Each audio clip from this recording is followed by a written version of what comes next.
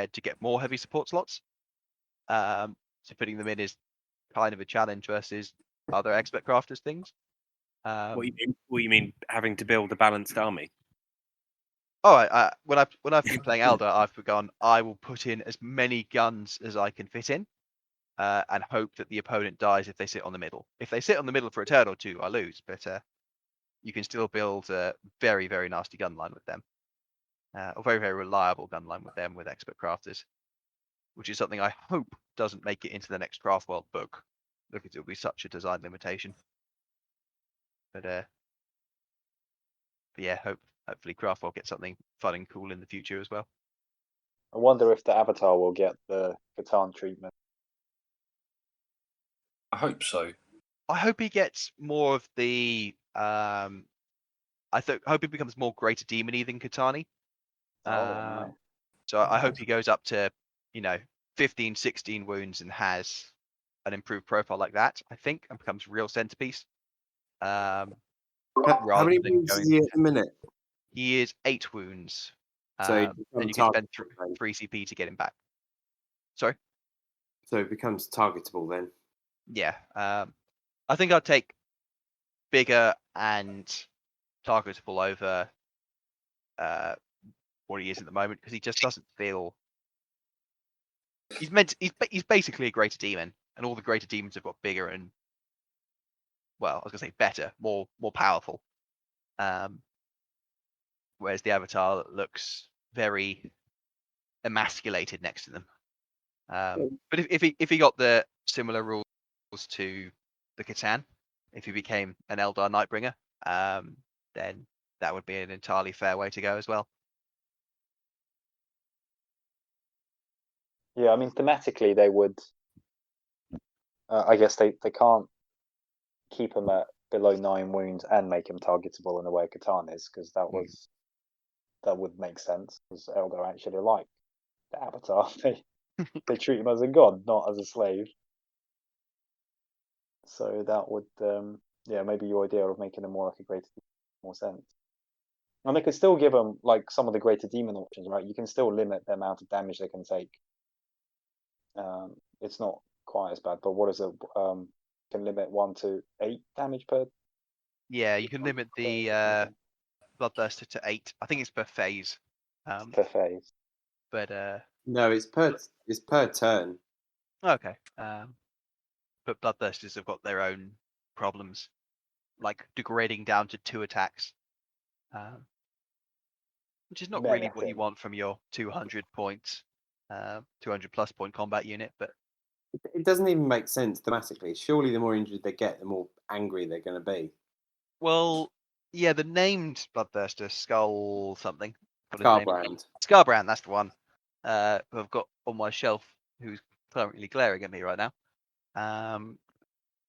He has a mechanic like that, and I think it's even more pronounced in Age of Sigmar, where he becomes a real terrifying beast when he's low in wounds and can shout out and roar and do quite a large amount of mortal wounds. But yeah, the Bloodthirsters having a mediocre profile and then getting better, I think would be a very good thematic choice for them, and probably be a buff given that they're big shooty, big targetable unit and get shot half to death before they get to the enemy. Yeah, that's the thing. If you're going to target it, you got to kill it. Otherwise, it's just going to mess you up fun time. I really hope they bring back actually Khorne Demon King, who were around in 7th edition and haven't had any support since. If anyone ever played with or against them, they were great fun. Sacrifice you kill your own units sort of deliberately, and you'd get points for it. And then you could use those points to summon in Bloodthirsters. Like, cool. I'm literally feeding my cultists to summon a greater demon. This is brilliant. Well, that's blood for the blood god, right? I know. Yeah. But then that's a tricky thing, isn't it? Because there is the summoning mechanic in 40k, but you have to reserve the points to do that. Whereas in Age of Sigmar, you can summon as much as you can summon. Yeah, there's specific summoning points in that. Yeah. Which is different from army points. Like you cast a spell and you get 2 summoning points, then you can summon Well, Demon or whatever. what you just talked about with Khorne Demonkin sounds very much like the Blades of Khorne summoning mechanic in AOS, where every unit that dies, they get a blood tithe point, and then they, different units cost different amounts of blood tithe points. So yeah, that sounds pretty much exactly what you were talking about there with Khorne Demonkin. But I can't envisage that being in 40k. It would certainly be a different style of army to anything else. You'd have to have different summoning rules and things. But I just really liked having a mixed demon and mortal faction, which Be'lakor might be doing whenever he gets his new book. Yeah, that would be very cool to see what they do with him.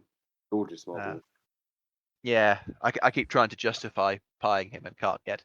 So Is he still sold out? I haven't looked in a while, but they're certainly tough to find.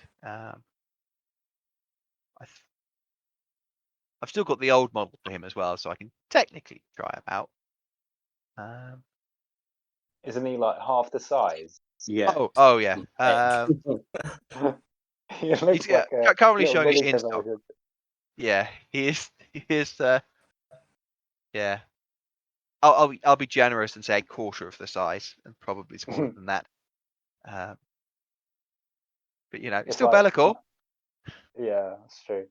It's still a big man. It's like trying to look at one of the older Catans next to the Void Dragon. Oh, it's funny. How are they the same thing? Yeah. But it's funny, isn't it? Because like base sizes in 40k isn't such a big deal, whereas in Age of Sigmar, the base size is a really big deal. Like they're really strict on what size base something can be on. Whereas I've got a bunch of like stuff that I've converted up and has ended up on a 40mm base. When, like for example, the Ezekiel that I'm converting up, his model's on a 25mm. But the version I've got is on a 40, but I can't see that ever being an issue. Like I've never been to a tournament and anyone questioned base sizes. No, I think it was becoming an issue in 8th edition, where if you had the smaller base size, you could fight in ranks easier.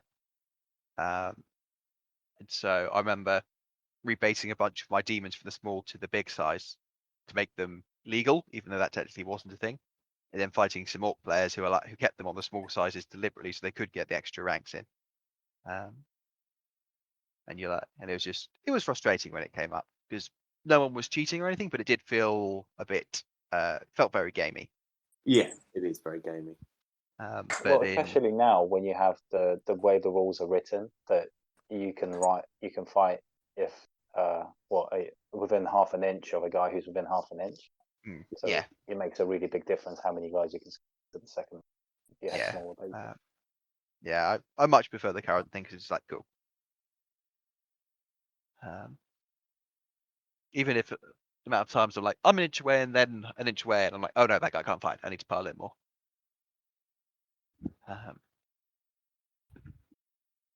But yeah, should we return quickly to the secondaries and other FAQ things? Yeah. Yeah. Personally, the biggest FAQ to me was the change to the Chaos Psychic powers, with warp time and the like being restricted to Legion only, which I was expecting to come when the Chaos book came, but was a bit of a surprise that it was in there, which I'm hoping means that warp time stays, given that was specifically called out, and given that it's currently the oldest legal power apart from Smite in the game. It was a really weird time to FAQ it otherwise. Yeah, I mean, my guess there is that because we know after Orcs we'll have Grey Knights and Thousand Suns, the Thousand Suns Codex will have warp time in it, and what this is doing is bringing warp time in line with what will be in the Thousand Suns Codex for regular Chaos Space Marine, so you haven't got two different versions of the same psychic power in the game. It also nerfs the double Primarch list, Yeah. which, Oh, although I yeah. have both of them, I'm not sad to see go, because it's not the most fun thing to play, and it's certainly not the most fun thing to play against. No. Uh, No. It's another step on the road to doing away with soup. Yes. Or making it more of a cost. I'm not against it existing as a concept, but making it like, cool, you're giving up this, this, and this to play with it is a much better way. Definitely. Anyone see anything else that caught their eye? We kind of mentioned the Drakari nerfs earlier, which Yeah. I think everyone's delighted with. Yeah. Sure. Was it the change to patrols for them? Did that change? Yes, they had a weird looping thing where they gained a bunch of CP for taking patrols, which they really shouldn't have done.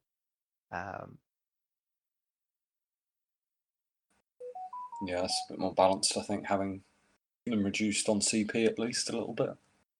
Yeah.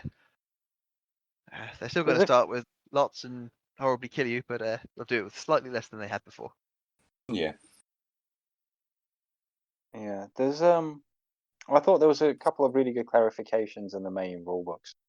That was welcome.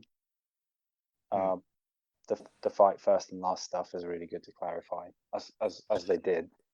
And I think I don't know about you guys, but I think it changes the way I certainly played it, because I think what they're saying now is, regardless of what the precise wording is, whether it's not eligible to fight until all other units fall, or if it's some other version of that wording, any fight first or fight last basically cancel each other out.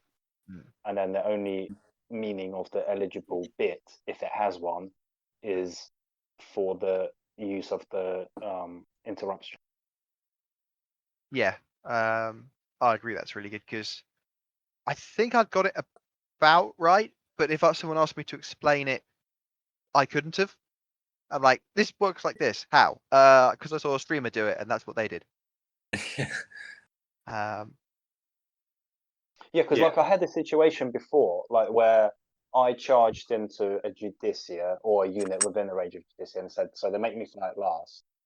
But because of the wording of that, it said you're not eligible to fight until all other units are fought. So by the way I played it before, it meant that my unit that charged wouldn't have been eligible. It would have had to literally be the last unit to fight in the combat.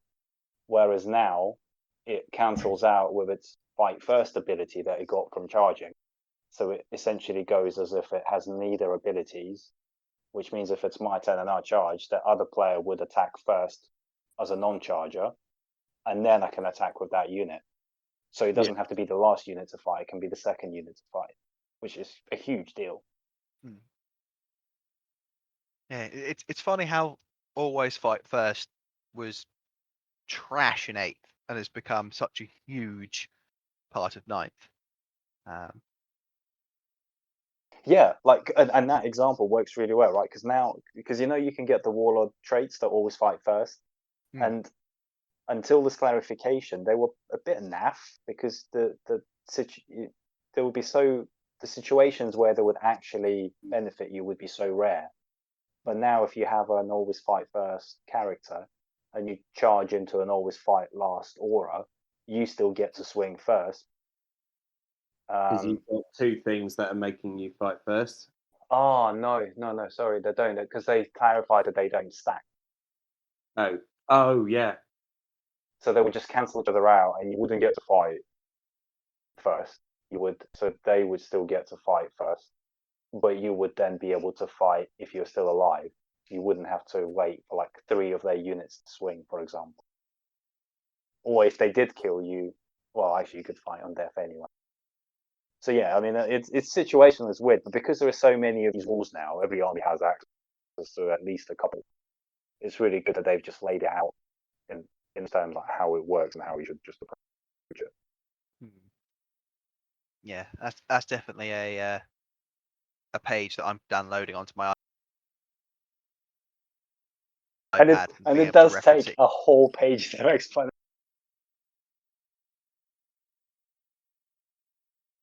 I wouldn't be upset if they came back with a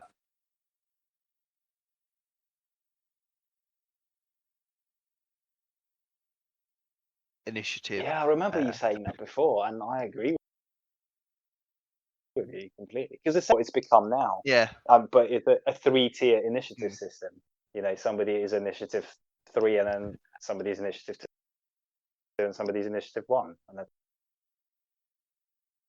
but yeah, maybe when they do the next chapter approved and they have the rules that come with it, they can put in and just tweak that. That's yeah. like cool. There are fight phases and all that jazz. But, Yeah. And the other thing that I really liked as well is the clarification on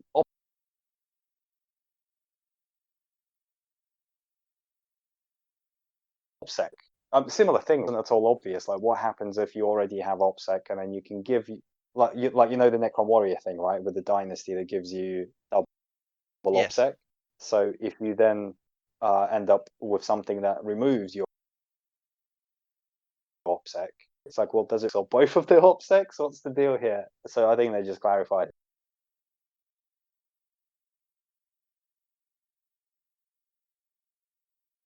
It makes a lot of sense, but it's not a logical way to get there.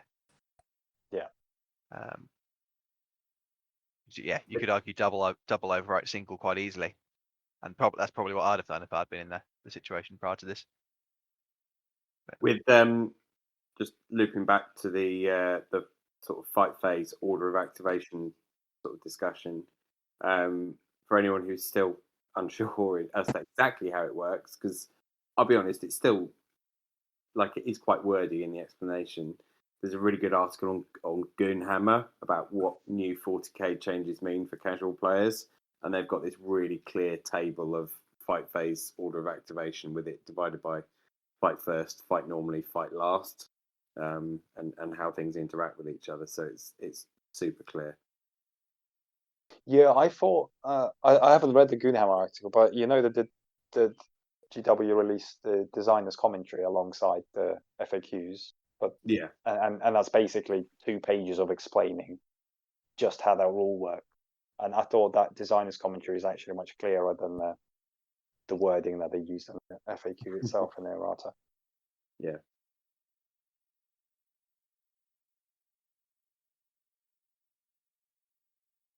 Do you want to add on the secondaries? We kind of glanced over them earlier, but we kind of did everything about them at the same time that's worth talking about. Yeah. So some have stayed the same, some have changed slightly, but if they've changed at all, they've got a slightly different name now for reasons. So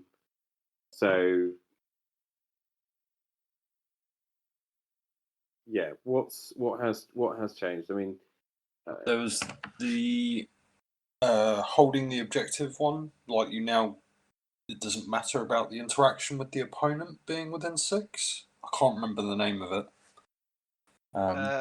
I think it kind of does as well. It's weird, but I know the one you mean. Yeah. The one in the center where you Yeah. investigate site to be investigate signal. Yep. Yeah, I still think it's rubbish. It's now what you get. You can do it in each table quarter, and you get 2 points for each table quarter you do it in. So, oh no, it's 3 points. So before you had to do it in once in each third of the table. You're thinking of retrieve. You're talking about the retrieve Octarius data, right? Yeah. And Euan, weren't you talking about investigate signal? Yes. Yeah, that's what I and thought. that used to be investigate sites. Yeah, sorry. I mean, investigate sites and investigate signal. I think are still rubbish and useless, and the deploy scramblers update is far more impactful. Yeah. Yeah, why? I mean, it would have been such a good opportunity to take a rubbish secondary that no one ever took, and if they did, they probably didn't score many points in it, and make it better. And instead, they potentially made it worse. Yeah, Well, I think I mean, they've only they haven't added any in really, but they have taken one away, which no one will have noticed because no one will have ever taken it, which was the kind of the Kill- Slay the Warlord one. I had that taken against me a couple of times when I had Mortarion as my warlord, but it wasn't a good option. No, because then you No. don't put him forward first few turns, so they'll get basically You're zero. right. I didn't notice they took it away. It's a good point. Yeah, you didn't notice because you never took it. Yeah. But having said that, actually, I think it's the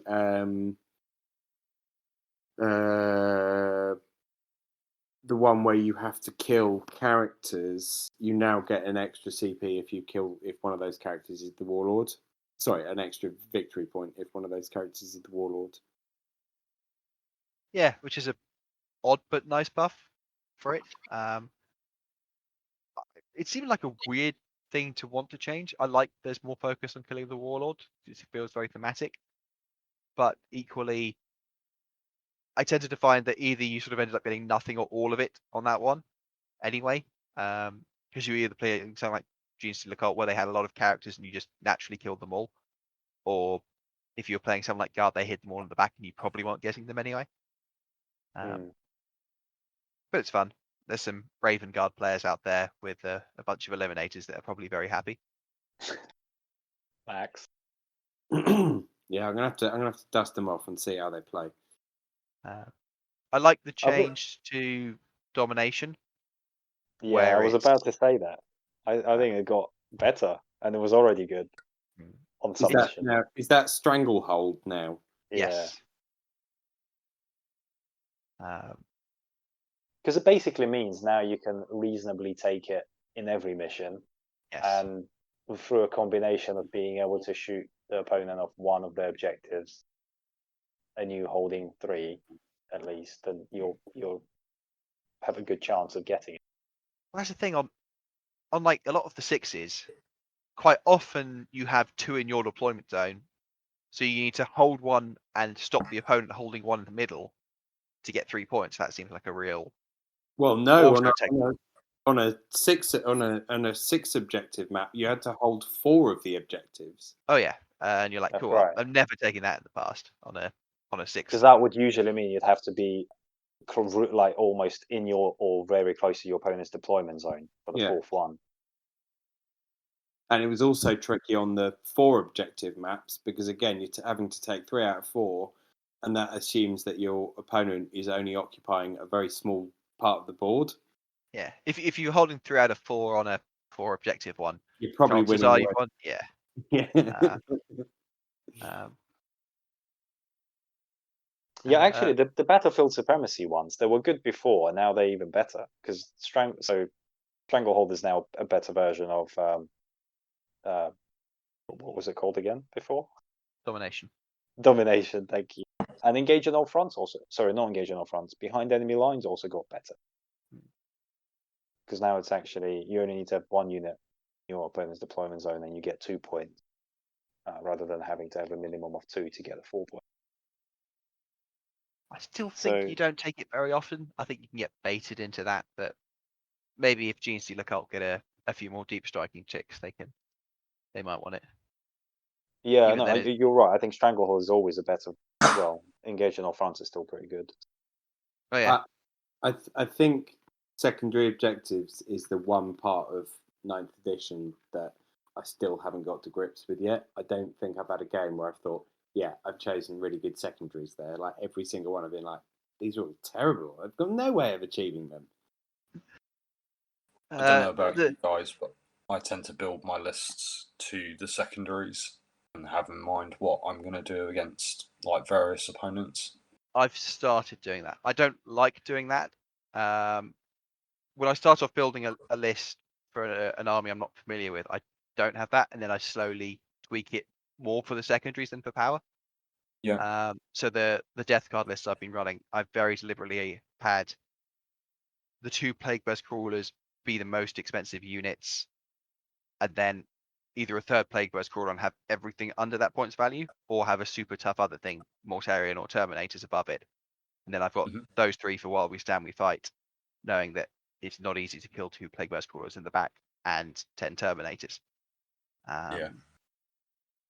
But when I'm starting like my Craftworld list, I'm still very much adjusting, and I'm like, cool, I'm just putting in stuff to make the list function as a killy list, and then I'll worry about secondaries down the line. Yeah, I definitely try to do, James, what you say, try to have in mind at least 2 secondaries that I'm comfortable taking most of the time. And then the third one I usually depends on the opponent.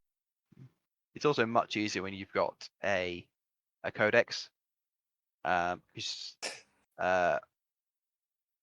Even Death Guard, I think, have got the worst secondaries out of any of the books thus far. And even then, the ability to be like, this is just a horrible map and opponent, and I don't have any good things. Just being able to have the option to take something like Spread the Sickness and be like, cool, I've got a reliable way to get 9 points, even if it costs me a bunch of models. Yeah, it's play just a really nice because you option. don't care.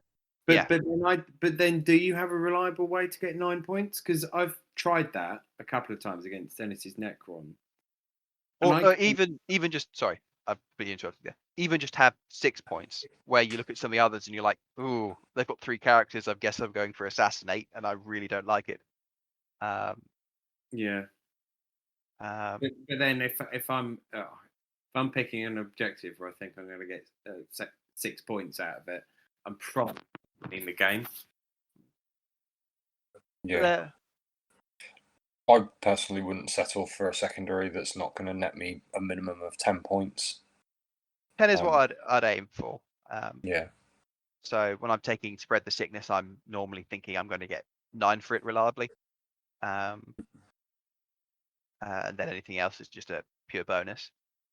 But I guess that kind of worked with the list you were describing earlier, Euan, because you had so many Poxwalkers. It's really hard it's very hard for anyone to shoot all of them off the board before you manage to spread the sickness on 3 objectives. Oh yeah.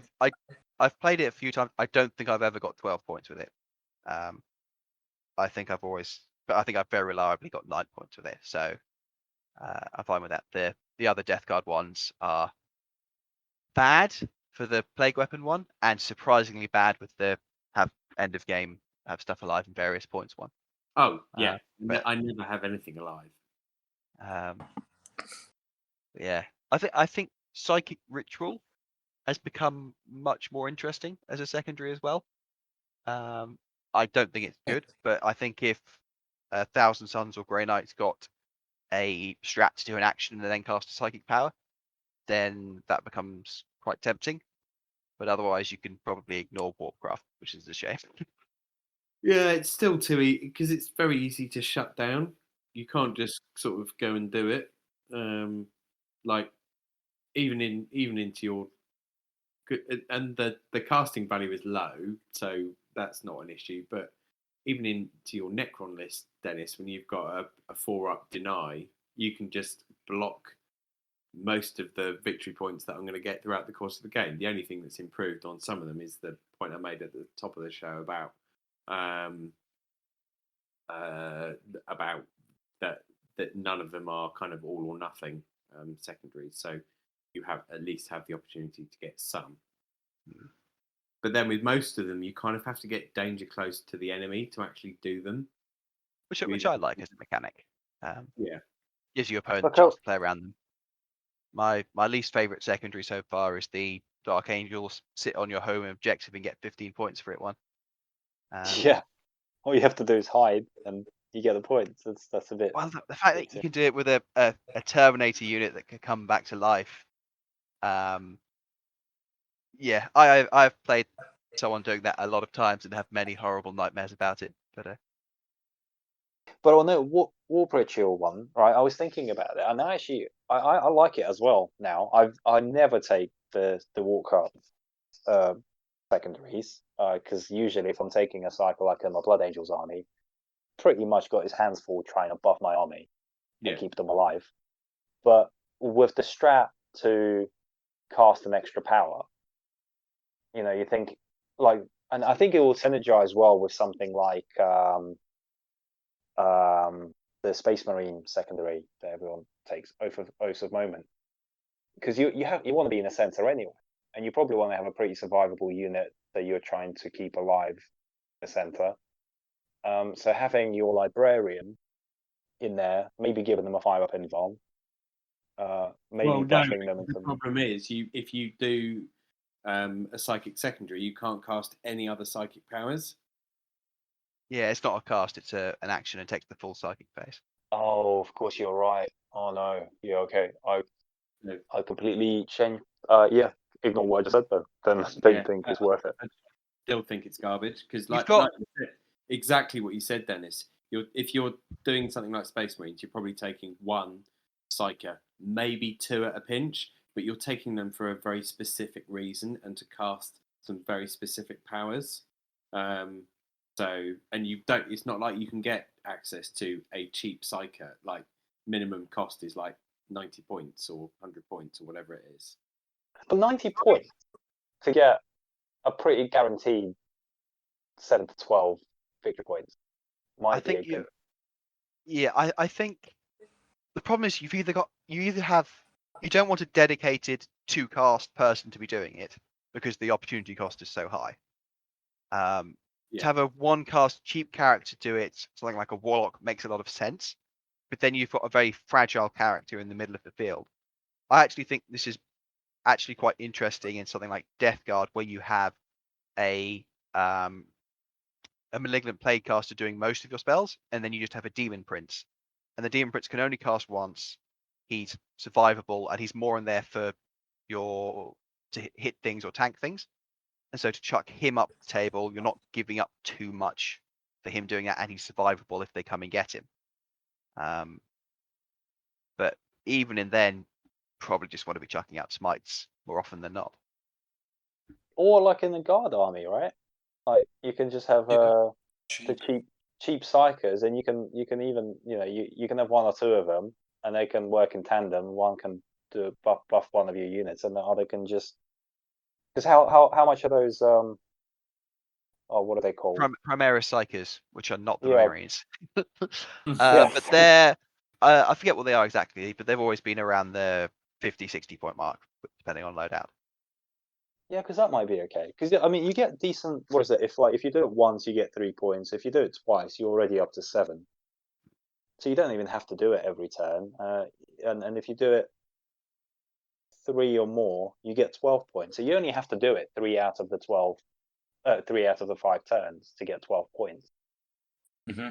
I think Guard have the issue though that they don't have a lot of upfield support, so that Psyker becomes very exposed. That's where your Bolgrin come in, right? Or your normally buffed Ogrin, and you have it's all coming into focus now.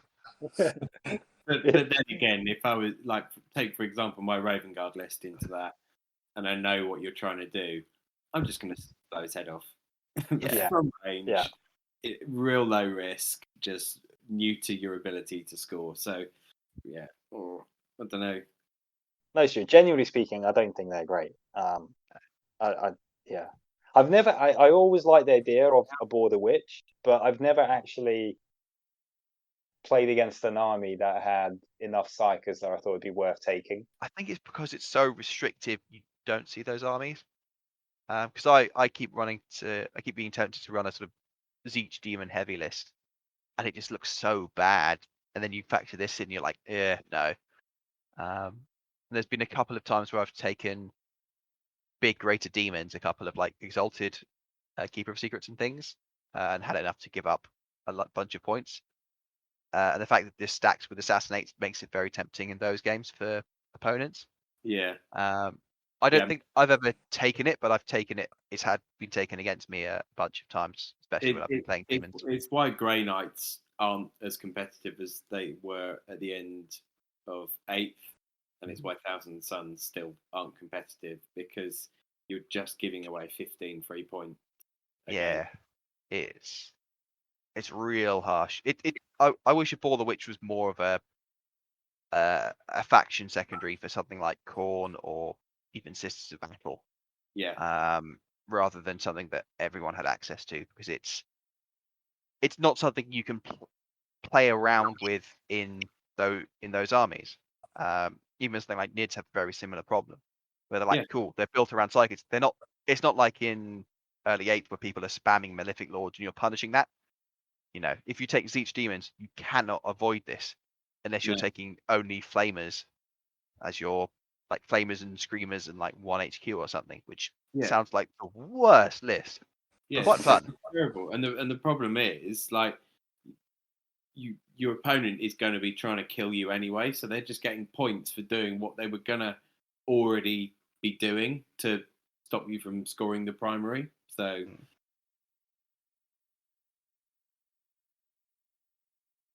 shall we have a bit of a wrap up? So the combined, I think we are all in agreement that the chapter approved is pretty shit, but the FAQ was pretty good. As a combined sort of 2 weeks or so, how have you been feeling with 40k, or even more just in general over the past few months, as we've got various games in? I have been pretty apathetic about 40k. Probably partly because I haven't been able to play very much, and all of the armies that have come out that are super mega busted before I've got to play my slightly busted stuff. I don't play and don't really have any interest in playing. So that kind of, I see, tournament results coming out and all the top 5 places are Drukari. I don't really have any interest in turning up to any tournament. And that was pre FAQ, right? So hopefully some of that goes away. I don't know, and I'm also getting my head turned by all of the AOS drops over the last few months, and obviously the new edition of that coming out. So, yeah, I need to decide what I want to focus on with 40k. I think as well, what do I want to be my main army, and how do I make that work? I think I need a bit of focus because too many good new models coming out and just being a real distraction. Like I spent last night painting 20 direwolves for Soulblight in AOS. So unless I'm planning on running an undead Space Wolves army, they're not going to have much use in 40k. So yeah, I'm not sure. I'm not sure what I want to focus on or play with and enjoy it. I think that's been the slight problem. Like having played Death Guard a couple of times now in 9th, I'm just not really sure I enjoy the play style. Just a bit monotonous. Like you don't really kill much. You don't move very quickly. You're probably not as survivable as you'd like to think you are. Like driving into strength 5, damage 1 weaponry with Rend just destroys your army. Like it's horrific. So yeah, I don't know. Don't know what I want to focus on. I think the sisters coming out will be interesting because I do have a sisters army, but again I've got to get it painted. That's the tricky thing. But we shall see. Paint your Necrons and join the legions. Yeah, you see, I've gone to the effort of spray painting them all chrome, so I can't. Well, you're 50% there. I feel like I'm 95% of the way there. So you know what? I might just give that a red hot go and see how that goes. Necrons look like they're really fun to play. I love the shenanigans you can do with warriors. Yeah, I've got 40 warriors, so yeah, I'll just basically build a list around that, and have a great time. Fair, Dennis. I've not had many games in the last couple of. I think I've been lucky enough to maybe get on average close to a game a week, and that's been pretty good. But I feel like I've run into a couple of lists recently where I just don't know how to play against them.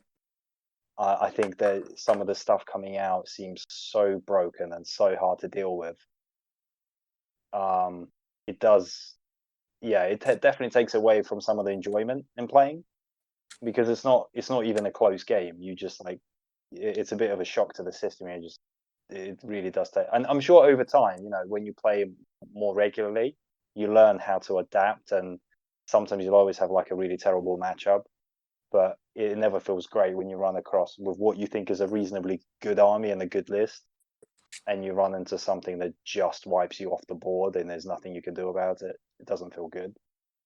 But I've been really excited to like see how new books work. Like the new Drukari stuff has been really great to see. I think it's a really interesting book. Like the way that all the units synergize is just really cool for the just as an army I don't own, but just as a fan of the hobby, it's really nice to see. Admech, I was hoping would be a little less strong. It was quite disappointing to see the ridiculous combos that can be pulled off. And that just makes me concerned because I've got a bunch of tournaments booked in August and September. I was thinking of taking my neck ones too, but I just don't know how much fun it's going to end up being. What would you run instead? Well, the Blood Angels. I think actually the Blood Angels list I have is pretty good. I really like it, and it's really fun to play. But it also has some really, really hard counters like Death Guard. Yeah. Death Guard are the sort of army that quite enjoy being charged. And the Blight Spawn can really make life hard for something like Blood Angels. Yeah, and it's an army that has essentially damage to weapons army wide. So good luck going into anything in the Death Guard army and doing any kind of damage. Yeah, you can build Blood Angels to beat Death Guard, but it's a very specific build and it's away from what you want the other matchups to be. Yeah, like I've tried sprinkling in, actually specifically since Death Guard come out and the Dark Angel Terminators, I specifically sprinkled in some Thunderhammers and a small Death Company unit just to throw them away, but hopefully do some damage in the process, and more importantly, score me 4 points on secondaries. And also Eradicators, and then the Thunderhammer on the Captain. So, like there is enough in there that if you really wanted to focus down on a few things, you could do some damage. But still, I don't think it'll do well. But overall, actually, the most enjoyable thing I've done over the recent weeks was probably play Curse City with Max. Yeah. That was super fun. Like, can't say enough about how cool that game is and just what a different experience it is to sort of play a cooperative game. It's weird, isn't it? Because you go from that kind of competitive to cooperative kind of environment where you're trying to make decisions together. It is really immersive. It's incredible. Someone should play a Skaven character and stab the others in the back. There are no Skaven in the box. There are rats though. There are zombie rats. Yeah, but you tend to kill them rather than get them into it. Although we did have an absolutely hilarious instance of running into some rats in the game, didn't we? And trying to deal with them, and it almost cost us one of the characters who was very nearly killed by a rat. Yeah, it's I think the cool thing about it is you could play, even if you ended up playing the same map, you'd struggle to play it the same way twice just because of the randomness of how stuff spawns in, and it's just awesome, and I've really enjoyed it. I'll be honest, they were kind of the that Curse City was kind of the real sort of the bait that got me hooked on AOS and the models in that, because they're stunning. Yeah, no, for sure. And I think it's the same thing with 40k. Well, I don't know about you guys. Obviously, we're all pretty competitive when it comes to playing, but the really cool thing about playing 40k games is that you get these sort of little moments that are super like geeky and cheesy and cool, and you can picture them in your head, and some character or some unit does something awesome, but a lot of the time the stuff in the game that isn't always well balanced. you don't get enough of those moments, and it's just No. it just tends to nothing works and things end pretty quickly and terribly. Well, Whereas there was that moment where the dwarf with the harpoon gun and the axe, who was like empowered, fired through at Gorslav the Gravekeeper, hooked him on and dragged him to him through a bunch of zombies, and then hacked into bits with his axe. And it's like, how cool is that? Yeah, that's what I think is really cool about that game. Is it's full of these little moments that are really quite cinematic and like interesting. And there was another one when we had this wizard guy who stumbled upon some demon thing in the library and decided to take it on and try to like banish it, and that turned out into a protracted battle of wills that almost killed the wizard. Sounding more and more like D&D than a box game. It does, because you've got these kind of there are kind of sites where you can investigate to see what's in the treasure, and sometimes it's treasure, and sometimes it's like a challenge. And then you've got in the back of the rule book, you've got roll a dice, then flip to page whatever it is, number whatever it is, and then you've got some options, and depending on which option you pick, it's turn to page whatever, number whatever. So so once those come up a couple of times, you kind of know what the right option to pick is, but I haven't played it enough times yet for that to be a thing, and it's always a bit kind of like, oh, what's the right decision to make? Yeah, and the cool thing is that they're well thought out. But in this case, because we were up against a demon that was all like magical, you think, well, this guy that we've picked to tackle the situation is a wizard. Surely he's going to be well placed to deal with a magical being. And as it turned out, that did give him an advantage. And had he not been that, he would have got punked. So no, it's nice. Anyway, but I digress. So that was it. Yeah, I've been enjoying 40k, more really following what's happening with the meta rather than playing the games. I think some of the recent games haven't been that enjoyable. But yeah, I'm still trying to stay in high spirits and see how everything pans out as new armies come out. But Curse City's definitely been a bit of a highlight. James? I've really been enjoying 40k. Dark Eldar popping up is like great for the game, in my opinion. It's really nice to have like them being sort of really powerful and within their theme. I'm just basically prepping my army for getting into the tournaments again when we're allowed. But yeah, I'm pretty thrilled with 40k at the minute. Like, lots of stuff's changing. I quite enjoy my orc army, and I think it's in a good place at the moment. Some armies might not quite be there. Like Space Marines, I think they're going to need to look at in 3 months once Admech have hit and Orcs have hit. They're going to be left behind. But I think it's in a good place.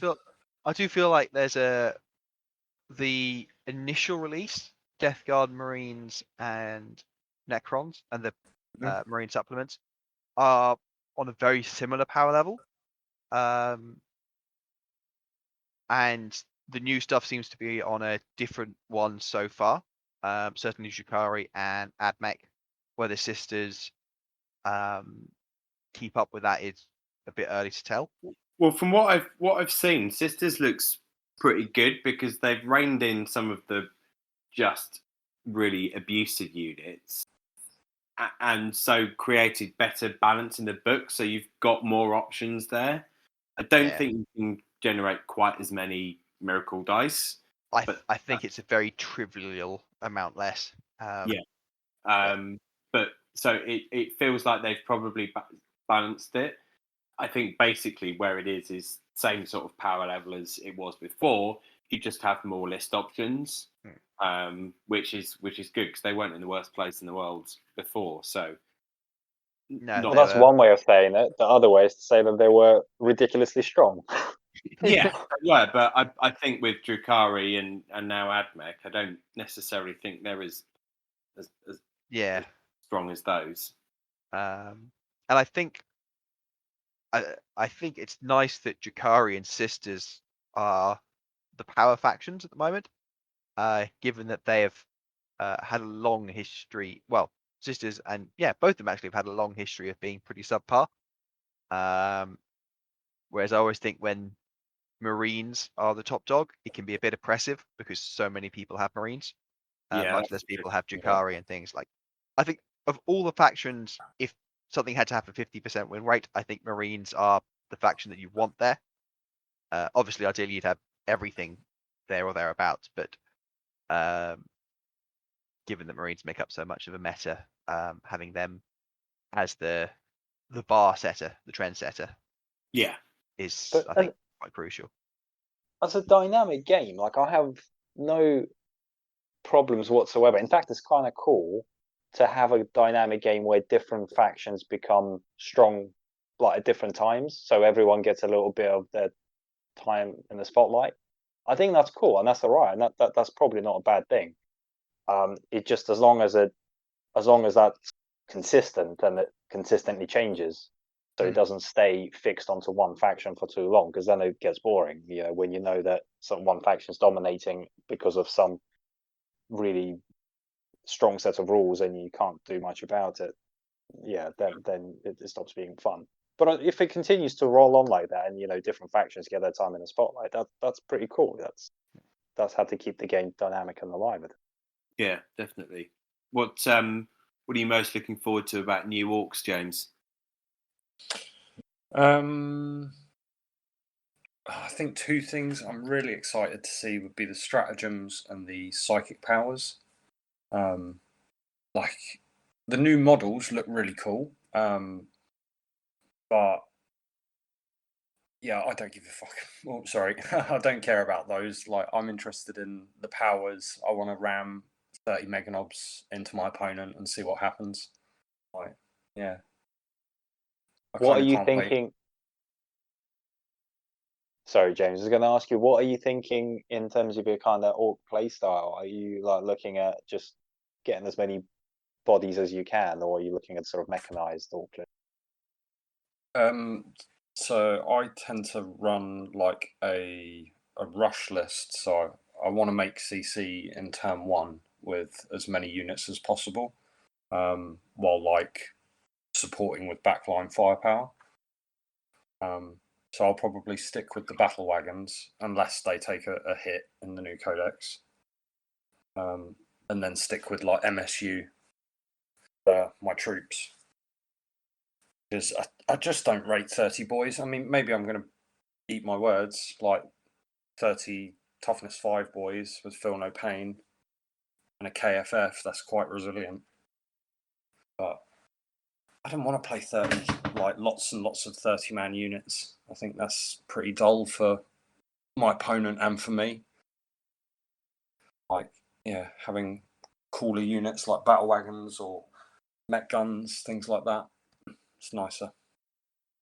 Better experience for everyone. I won't hear you talk down Horde armies at this moment in time. I'm sorry, sir. But I think we will wrap up there. What Thanks about for you, joining me, Euan? everyone. Yeah, Euan. Well, you don't get out of this scot-free. Sorry. Yeah. I can't get away. I'm really enjoying 40k at the moment. I am worried about Drukari and probably even a little bit more about Admech, but I haven't played against them, so I'll have to see. I'm always a bit more worried about gun lines than things that do have to run up and charge you, even if they're a bit too efficient.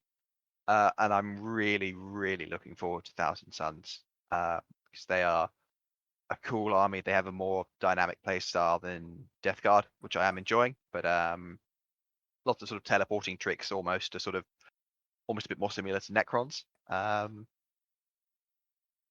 if they can make that army work, especially given the limitations of the secondaries and of all the Witch. That'll be really interesting. So very, very much looking forward to Thousand Suns. Yeah, it will be fascinating to see how they make Grey Suns and Thousand Suns. Sorry, Grey Knights and Thousand Suns work, given what we talked about earlier, because that feels like a real tough kind of tough ask.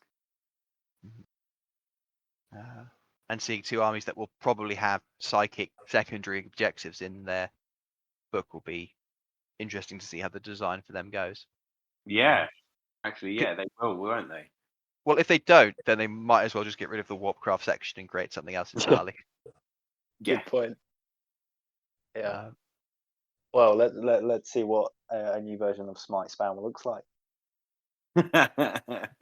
Well, I'm going back to D&D slightly. I hope that the squad sergeants have like cantrips abilities where they're just like, cool, you roll a dice and it's just on a 2+ and you get a very minor effect, and you can like, cool, you get reroll once to wound on the squad or whatever.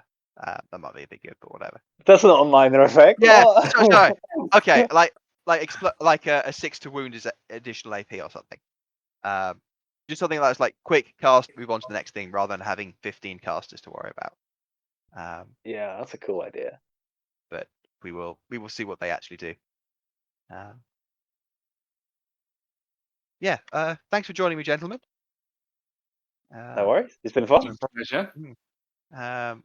I'd like to say see you soon, but who knows when that will be. At James's next tournament, hopefully. Yes. Maybe. But yeah, thanks for joining, and see you all soon, I guess. Bye. Okay. Bye bye.